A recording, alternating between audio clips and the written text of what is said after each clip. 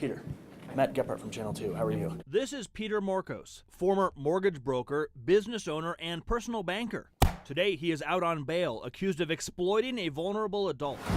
I found out he had taken all my money. That vulnerable adult, Tess Levy, who today is broke. She's relying on her family just to keep her home. It's hard to talk about. In 2005, when Tess's husband died, Tess seemed in pretty good shape financially. An ample savings account, a low mortgage payment, and several bonds. My husband died, and I was collecting his bonds and things he had from other companies.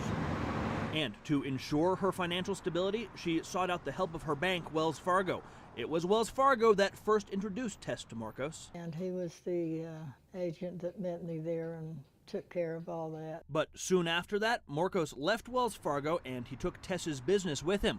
Morcos convinced Tess to sign this, granting him full control of all of her accounts. He was my power of attorney, but that was to protect me from other people. And as far as Tess knew, her money was in good hands, until one day her son Breck first noticed a red flag. Our checks were starting to bounce, and we couldn't figure out why. Breck began investigating and quickly discovered his mother's life savings is gone. Where did it go? Well, checks written to cash and to Morcos himself. In 3 years, $129,000 worth. Tess says her signature on all of these checks is forged.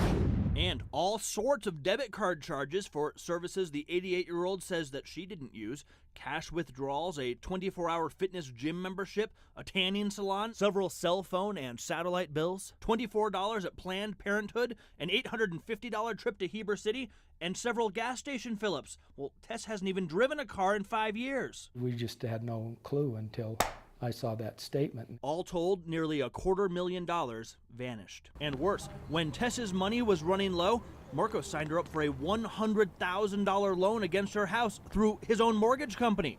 Tess's $700 monthly mortgage payment more than doubled to $1,600 a month. And Mom had such trust in him, but we had no idea that he was taking all her money. And Tess says it's not only about the money.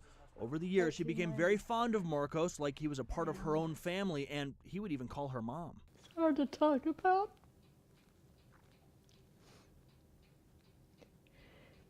It makes me feel so foolish, too. I'm trying to figure out what happened to Tess Levy's money. I caught up with Peter Morcos, but he did not want to talk about Tess. You know what, man? I'm not gonna talk right now. I'm just gonna call these guys. I don't know.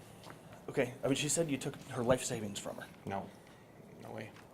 Well, what about all these charges that she went through? All these bank charges that... We're gonna go through it. Okay. I don't wanna talk about it right now, man. I'm sorry. Okay. Did you, was this you, the Sprint bill here? No. That's not you? No. What about the gym? All these charges at the gym, was that you? I'm not gonna talk right now, man. It is a relationship that is often one of trust. Salt Lake County District Attorney Sim Gill has taken on Tess's case. His office has charged Morcos with forging Tess's checks, unlawfully using her debit card, and perhaps worst, using his position of trust to exploit her. That you have often people who are in a trusting relationship, and it is that betrayal of trust, it is that building of that confidence. So in that sense, it is something that we take very seriously. You know, this woman trusted you. I love this woman. Well, why do you suppose she's going to the court then? I don't know. So you didn't steal her life savings? No, I didn't. Why do you think she thinks you stole her life savings? I don't know. That's what we're gonna figure out. I felt like he was part of the family. Today, Tess's real family, her children, pool their resources to make sure their mom does not lose her home.